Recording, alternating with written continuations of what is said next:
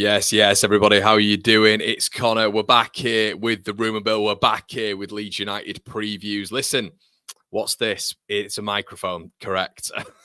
What I've done is there's a couple of you, Kim Barner, I'm looking at you, my friend, who has suggested that apparently the direction on the microphone has been a bit irritating for you guys. So I've gone out and bought another one.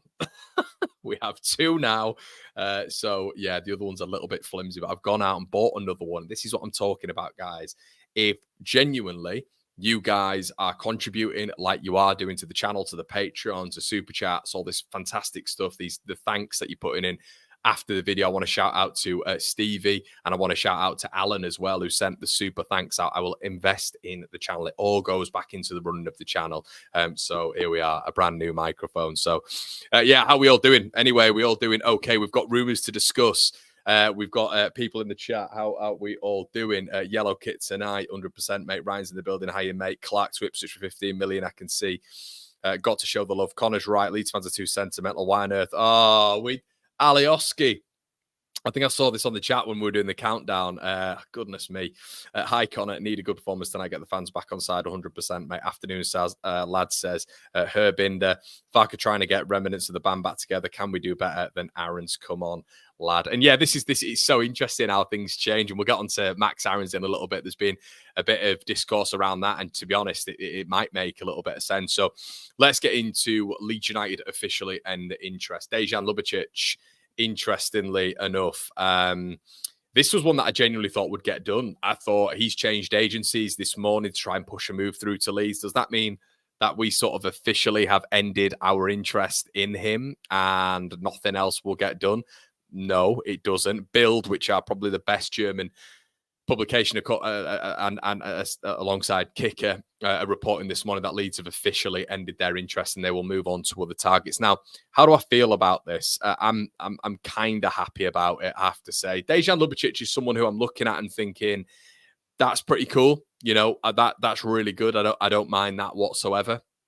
But I think there's better out there. I just think there's better out there. Whether or not we're going for a number 10, like maybe a number 8 with a little bit more innovation, creativity about him. I liked Ljubicic. He got some, goals and assists in the Bundesliga last season, of course, and he's got a good rap sheet. People really, really rate him in the Bundesliga. But if that's our midfield conquest, it just didn't feel right. I feel like we need more.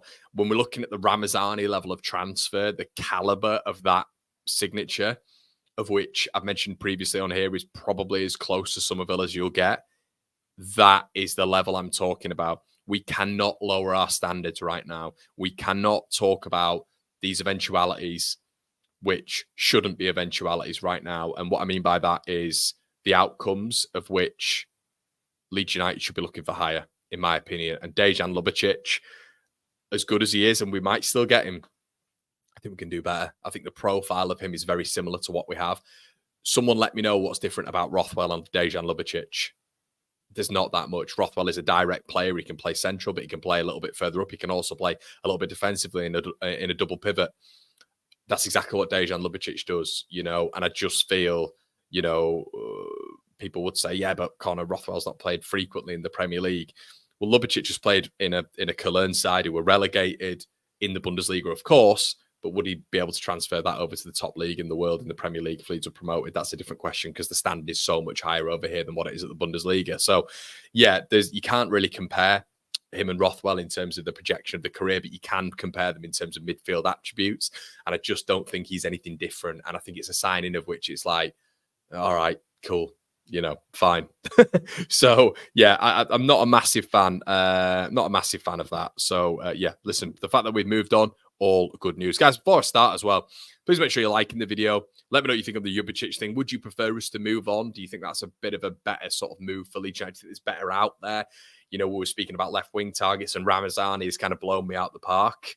Pause. But it has kind of blown me out the park when it's come to additions, which I just didn't think would happen. So, yeah, buzzing about that one.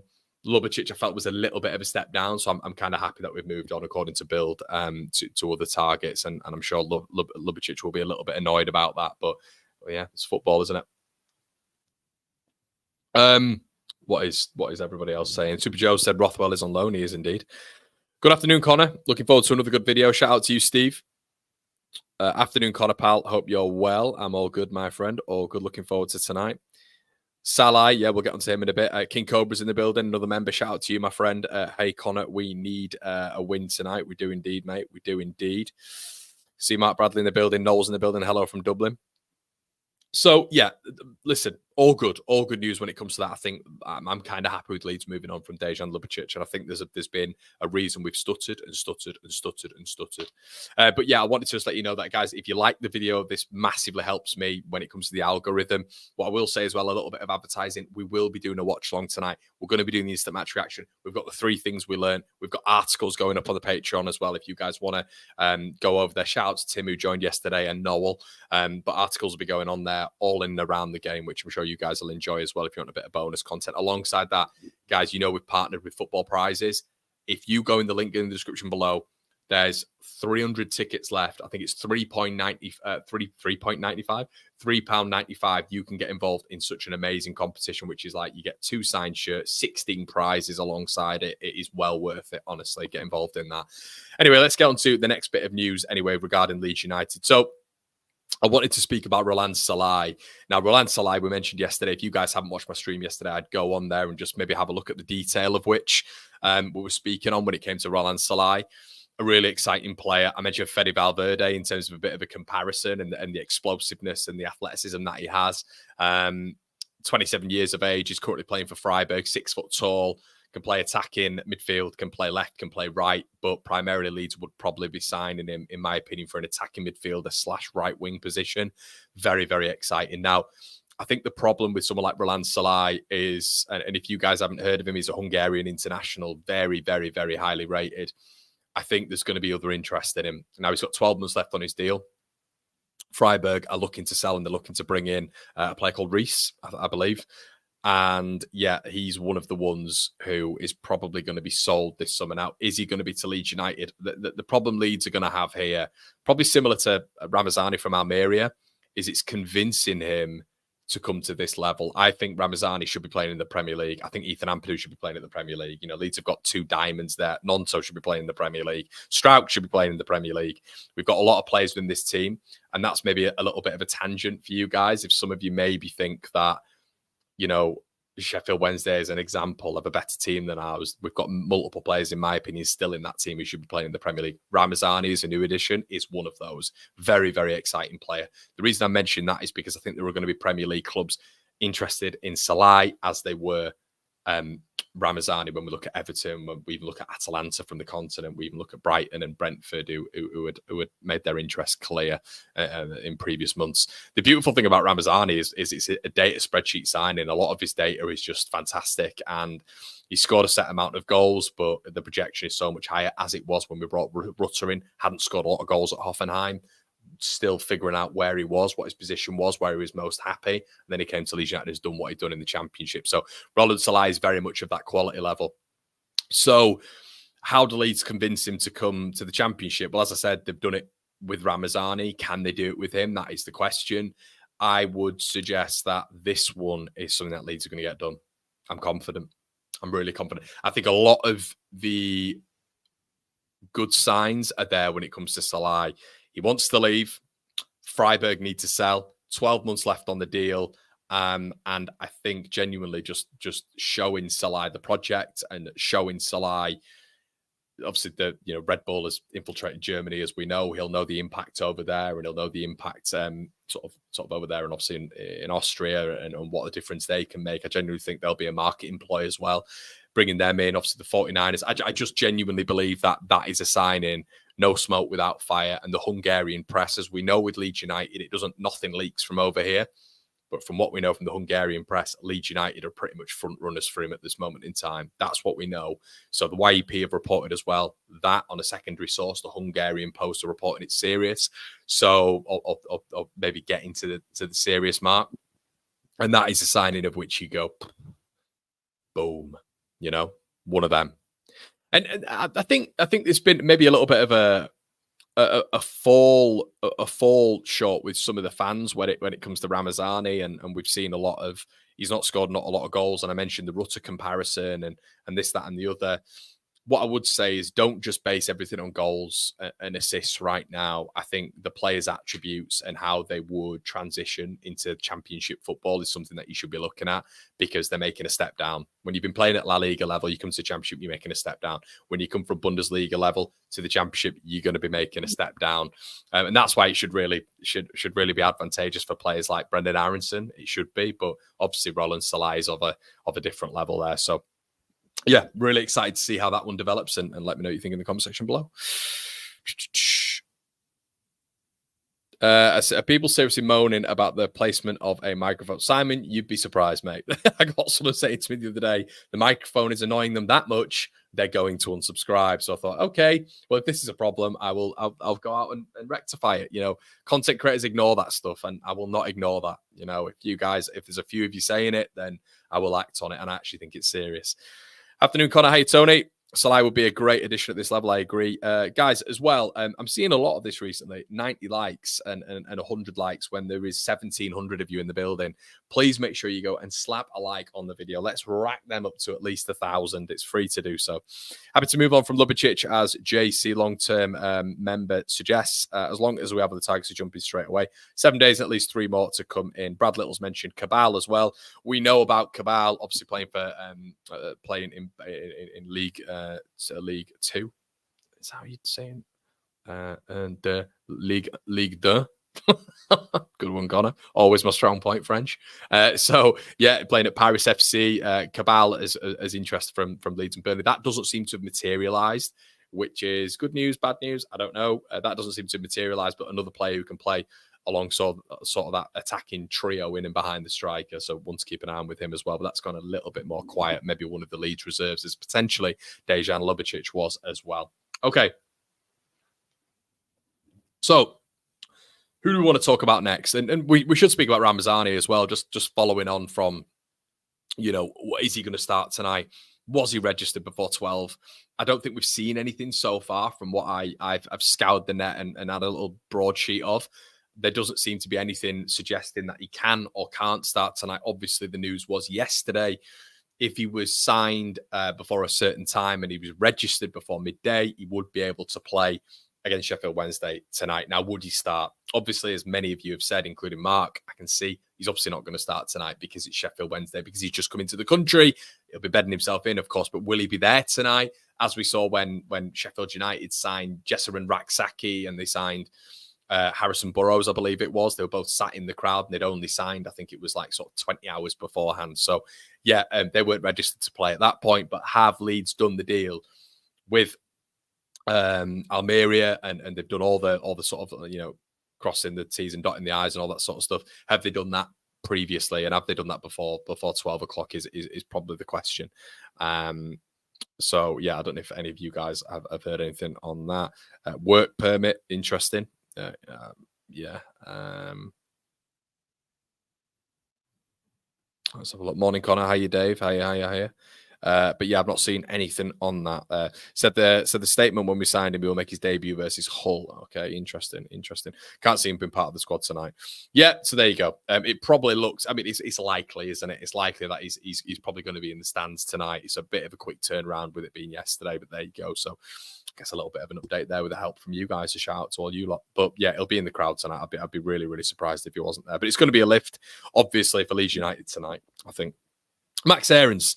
Okay, so yeah, Max Aarons is something that we need to touch on as well. So Sports OP reported this morning, who can get things right, can get things wrong. Obviously, as the majority of the journalists, some have a good rap sheet, some don't. But he's reporting that Max Aarons is a target of Leeds United. Now, it's not gone swimmingly for him at Bournemouth, as we're all probably very well aware of. Now, this was one that I'm interested in, but I don't really get. I mean, Max Aarons, his natural position is right back, of course. Leeds would be bringing him in to do the old Jed Spence, which is probably left back cover, you know, if we're using potentially Byram as right back cover. But I think Aarons, once again, if he was to come to Leeds, this is what I don't understand, why these reporters come out and say these things. Because if Aarons is coming into Leeds right now, look, Bashir Humphreys, when he went to Burnley, that made a lot of sense. He needs game time, the upper echelon of the Championship. He can play anywhere along the back four. Bashir Humphreys is a young lad who can push some of our players, okay? That made sense. Max Aarons just makes no sense in my book, at all. Like, he's not going to get guaranteed minutes at Leeds whatsoever. Is he going to come to the Championship to be back up to Jayden Bogle and Junior Firpo? Like, no. This is where I don't really get the link. And stuff like that for me, logistically, stuff like that makes me, like, links like that make me really annoyed. Because shout out to you guys, and look, this is what the Room Mill's all about, and this is what the news shows are all about, which we'll be carrying, obviously, post the Rumour Mill. But what irritates me about this sort of stuff is it's just an absolute rubbish report. Like, and if it happens, unbelievable. And I don't know how they've managed to get that done, but Max Aarons to Leeds United just makes zero sense. They could struggle to get it done a year ago. We know, obviously, he went to Bournemouth. There was that, signature that came in, and they came in late, didn't they, when we got it done? Would they go in again for that? We've obviously seen that with Dan James when it's burnt us before. We know that. But I just don't logistically see how that makes any sense. Jayden Bogle signed to be Leeds' starting right back. Max Aarons is a right back by trade. Max Aarons has been a right back under Daniel Farke. He would be his strongest position would be on that side, because that's his strongest foot. On the left-hand side, he will be considerably weaker. And why would he come in as cover? I just don't get it. Shout out to you, Carl. But yeah, no, I really don't think that. Justin says, any chance on a Jack Clark hijack to Leeds? No. No, there isn't a chance. I mean, you'd still like Jack Clark. I think Ramazani's sort of going to sew that place up in terms of on that left-hand side. Is him and Gnonto going to have a bit of competition on that left-hand side? They're probably going to fluctuate between the left and the right. Obviously, Gnonto might have to go wide right now, but we'll wait and see what happens across that line. Depends who we're bringing in central as well. But Jack Clark, I don't see once again now where he would get in if he came to Leeds. Is he going to start? Is it going to be competition between him, Ramazani, and Gnonto? Probably. But Ipswich have got all that money on the table as well, which we unfortunately can't compete with right now. So, yes, I don't think that will be happening. Okay. So, yeah, I'm hearing a lot of Willie Gnonto conversation as well between a lot of you guys, and I think it's only right that I touch on that. A lot of people are saying Willie Gnonto is going. Look, guys, when there's no news at all when it's come to Willie Gnonto, it's really hard for me to have any sort of discussion on it in terms of where is this coming from. You don't see this from any reports. Everton are not going to be coming back in for him, in my opinion. I just don't think that's going to happen. Been some whispers of Palace and Wolves.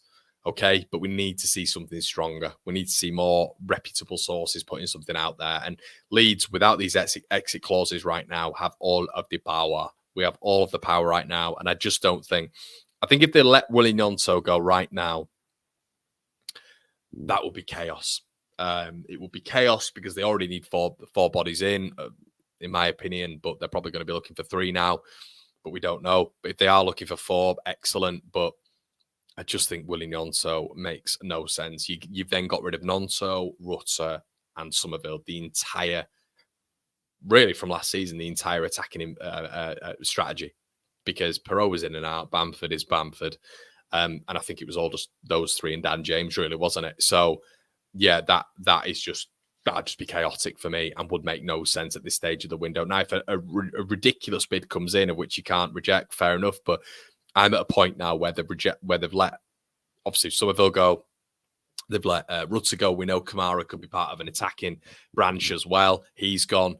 I think right now, if they were to let him go, just the mood of the place, the mood of the camp would need such... I mean, the professional footballers, of course, they are. But as Brownie quite rightly said yesterday, the impact of certain personnel leaving when you're telling your colleagues that you're going for a promotion charge next season is just unrealistic. We're hoping Ramazani beds in and gets onto it straight away, but you need some consistency in that front line.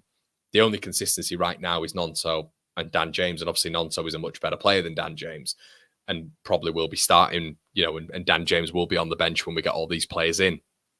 So, yeah, I just think you've got to keep some remnants of consistency from last season. I think Gnonto is that. Right now, I'd be looking at him and thinking he's completely priceless. completely priceless. That's what I'd be looking at right now. I just don't think they can afford to let him go. And I've not seen anything, thankfully, which has indicated that he will be going.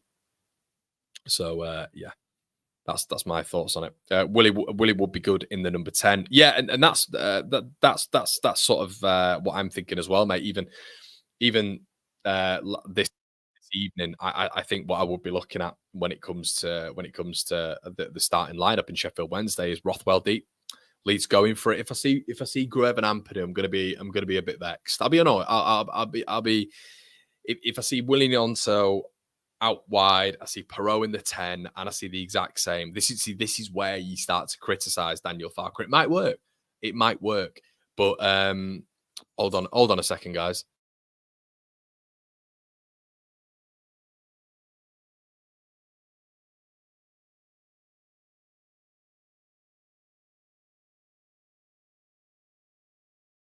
But yeah, guys, I think.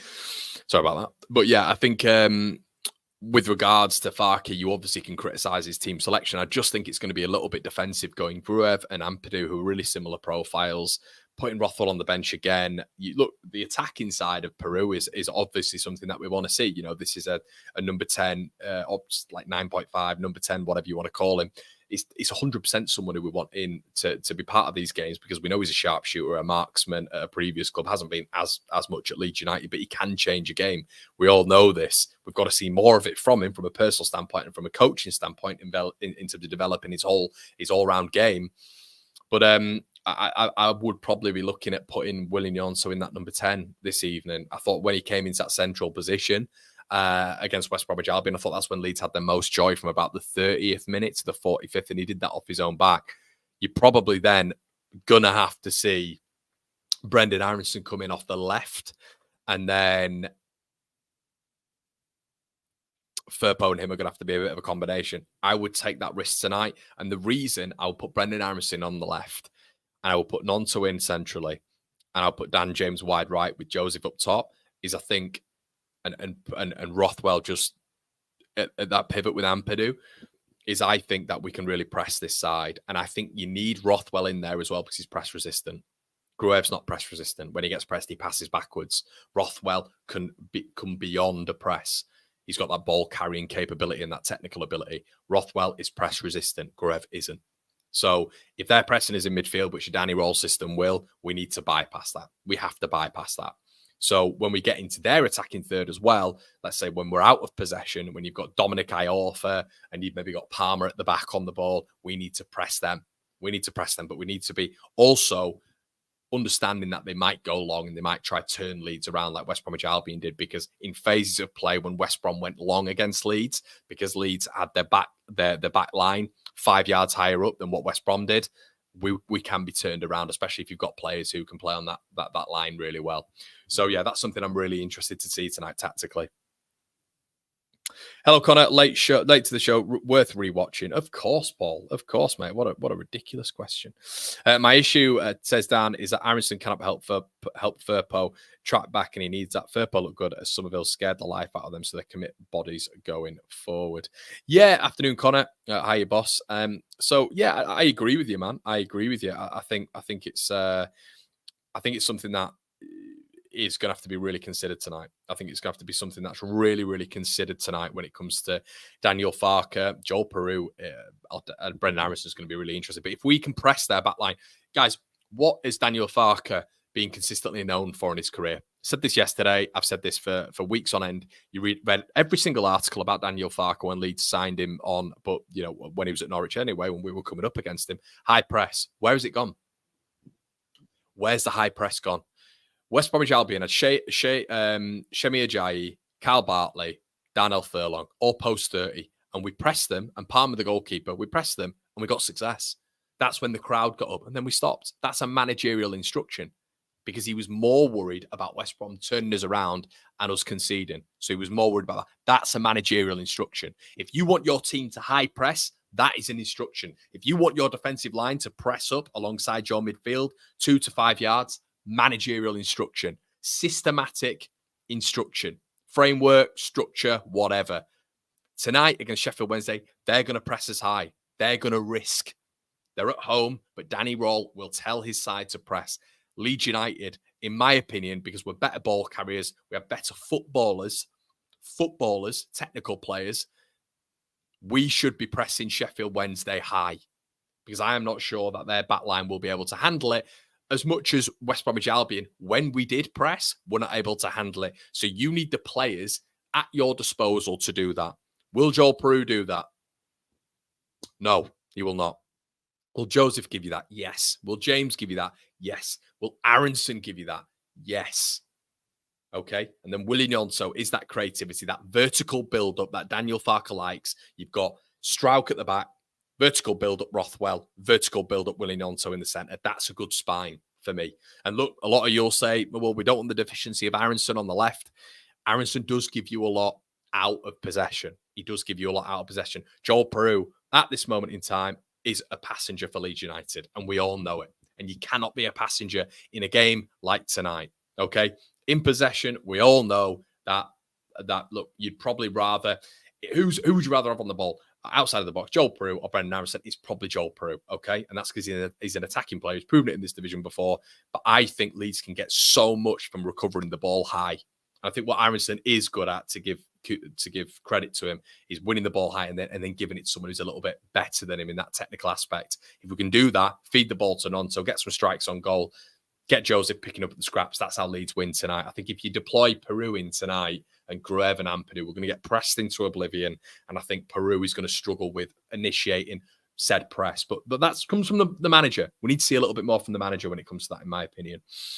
Dean's in the building. Thank you so much for your donation, mate. Got a new mic. All your donations will go into improving everything around One Leeds HQ. Do you think we should have tried harder to get O'Hare before he went to Sheffield United? And do you think if we lose tonight and concede a few, do you think he will panic buy and pay over the odds for players? Great comment, Dean. O'Hare, now Rutter's gone. Yes. Yeah, I mean, we were saying it at the time. With Rutter going, it's a problem, isn't it? It's a problem, and you've got the you've got the missing link there. So right now, I'd say to you, yeah, O'Hare, 100%. I like him. I like him at Coventry. I like his aggression. I think he'd fit in with the crowd at Ellen Road. Silky, great balance. Use both feet. So yeah, on a free, it's a good signing. Of course, it's a good pickup, and I think Leeds would have gone in for him if we'd have known what was happening with Rutter. I genuinely believe Leeds would have been challenging Sheffield United right till the end if we'd have known what was going on with Rutter. Brighton activated that clause later on, and he'd already been at Sheffield United for 3 weeks. So, yeah. In answer to the second part of your question, mate, do you think we will, if we lose tonight and concede a few, do you think he will panic buy and pay over the odds for players? Dean, I don't think it's in this club's remit to panic buy. I think now we've seen that. Now with Ramazani and Orta and co, would we have panicked buy? I think we would have done, especially if they had some cash. I think they would have panicked buy. Bought, I should say. Right now, do I think Leeds United will do that? No. I do not think Leeds United will do that. I think they have their targets. I think we've seen today they pulled out of Dejan Ljubicic. They pulled out of that one. There'll be someone. And there is someone. Trust me. They have a short list. So I think you've got A, B, C, D, E, F, G, haven't you, normally? Priorities. But yeah, there'll be someone else. Do I think they'll panic buy? No, I don't think that it's in the remit of this ownership to panic at all, to be honest. I think we've seen that when we've had a month and 4 days of not signing anyone post Jayden Bogle. But cheers for your comment, mate. Scott Higgins, once again, thank you so much for your super chat, mate. Still think we need a recognised striker if we want automatic spots. Matteo is still fresh, my opinion, to play week in, week out. Look, Scott, I'll stick to what I'm saying with this boy. I have full confidence. I really got upset by the rhetoric. But look, we all need to blame someone, don't we? I get, but the problem is we're blaming someone who's a young lad. We're blaming someone who is just on the circuit and someone who's torn apart pre-season. But not just torn apart pre-season, done it against Schalke, Hanover, and Valencia, right? So by doing that, you get assurances that you're starting in the Championship. I love Matteo Joseph. I genuinely do. I genuinely do. I have a real... I look at a striker and I think he's everything that I would want us to get if we didn't have him. Sheffield Wednesday pulled up with him tonight and he was starting and he was pressing us into oblivion. He was getting involved in it. He was holding off the centre-backs really well. Maybe got the odd goal. I'd look at him and I'd go, right, what a player he is. I'd love us to go and get him. And I'd probably be saying at the end of the window, why don't we go in for that Matteo Joseph at Sheffield Wednesday? That's how I think we'd all be reacting to someone like him. Let's analyse his first 2 games. Portsmouth, he was brilliant.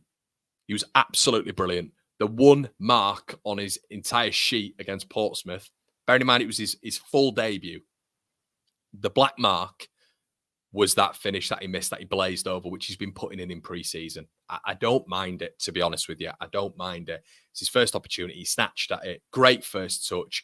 Should have scored. Didn't. Okay, but he had a brilliant game. Centre-forward play isn't just about scoring goals.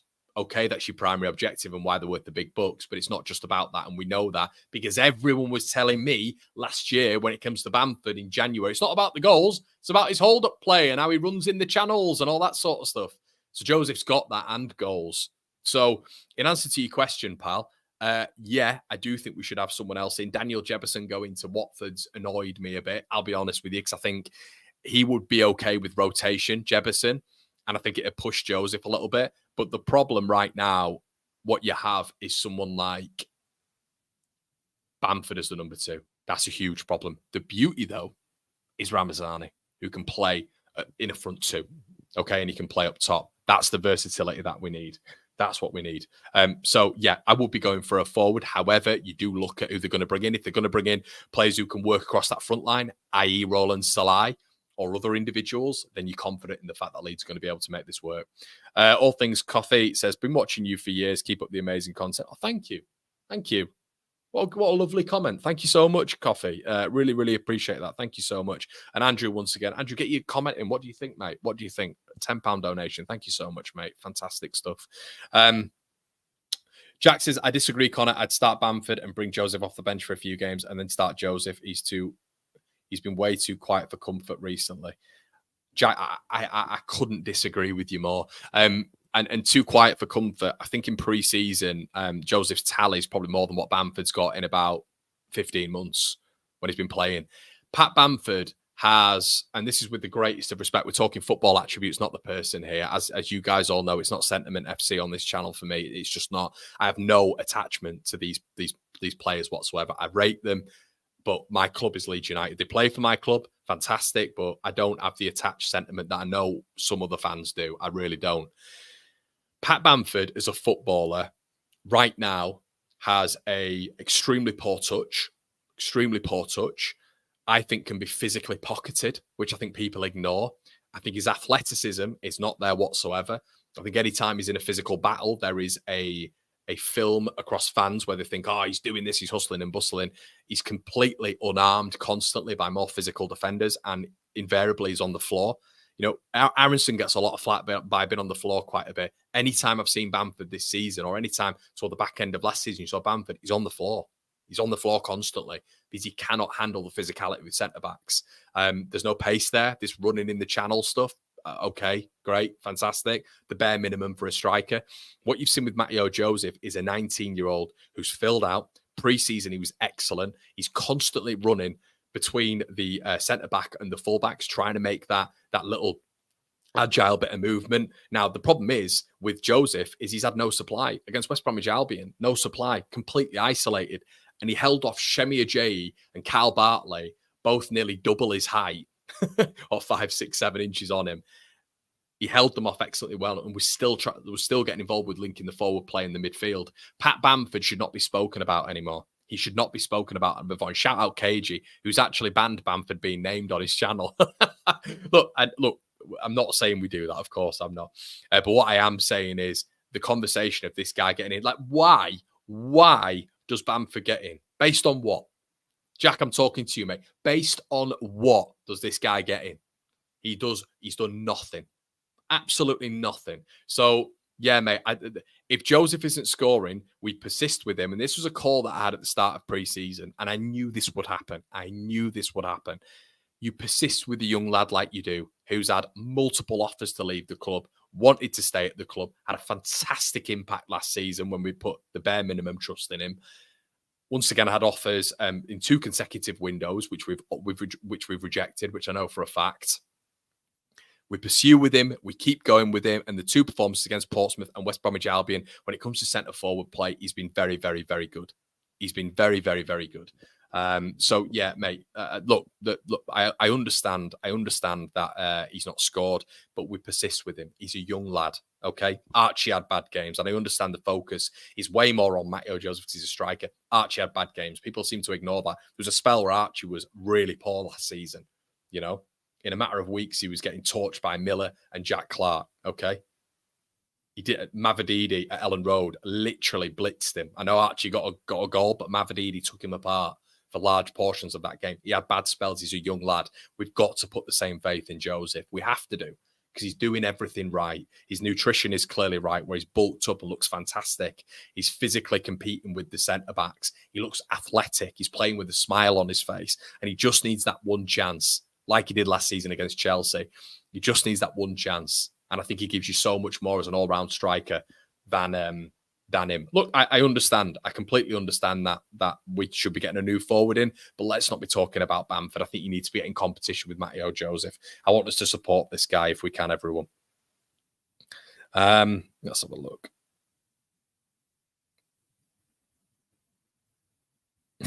Jack. Yeah. Honestly, mate, I get where you're coming from. Goals are massive, but who are we talking about coming on here? Who are we talking about? Look, I'm sure Bamford's a nice guy, because we have to say this all the time on these chats. But look, guys, we're Leeds United. Leeds United. What have you grown up loving? The expectation, the standard, the historical value, the prestige of this football club. Patrick Bamford's going to be, by the end of his contract here, for 10 years. And tell me how many seasons he's had which have been prosperous and good. What, one? Behind closed doors? Would it have been the same if there were fans there? That's my question. I don't think so, because he's a confidence player. But look, Bamford has been a half decent servant, but in 2024, let's not have a discussion about him being part of this 11, mate. But yeah, shout out to everyone in the building. Now, listen, there is 2,900 of you in the building. The numbers, everyone, are flying at the minute. Thank you so much to all of you across Facebook, across Twitter, across YouTube. Now, what I need you to do is like the video. I need you to get involved with football prizes as well. Link in the description below, everybody. 16 giveaway prizes, including 2 hospitality tickets and 2 football shirts as well. Make sure you check out link in the description below. You want your articles, if you want some bonus content, okay?